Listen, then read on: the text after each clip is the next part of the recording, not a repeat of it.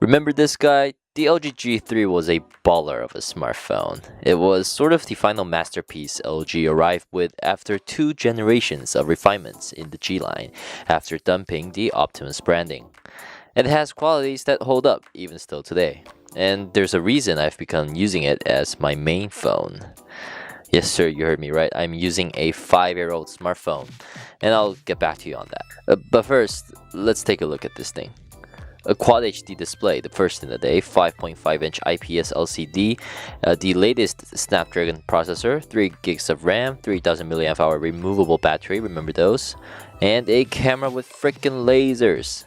Pardon my language, but does this sound like a smartphone from 2014? Maybe, but still, most people would agree that this did generate a lot of hype. As for design, this model has the gold color, which back in the day was one of the more striking color choices that started from Apple. And you know, the whole race for bezel-less smartphones nowadays, well, here the bezels aren't half bad. Honestly, when we compare them to budget phones today that claim to be bezel-less, the G3's bezels are quite comparable. The plastic body was a bit of a letdown even for 2014 standards, but solid the phone was.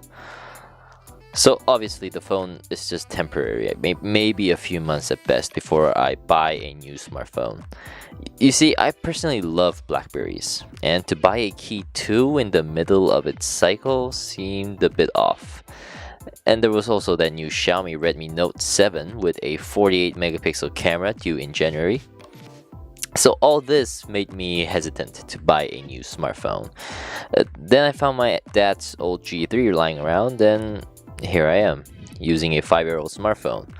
But you know what? It's surprisingly decent. Alright, so it does show its age in software, lollipop, overall speed, and camera. I mean, it's terrible.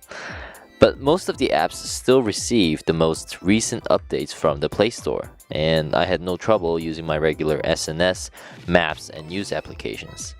And I'm actually getting along pretty well with this thing.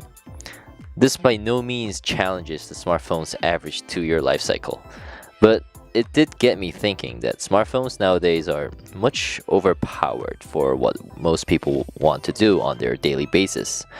And we may be paying a bit more for something we don't need. So here's my hope for 2019 for manufacturers to focus more on delivering really good mid-range smartphones. That'll be all for this video. Appreciate you all for staying, and if you enjoyed the video, feel free to leave a like. That helps a lot, and I'll see you in the next one.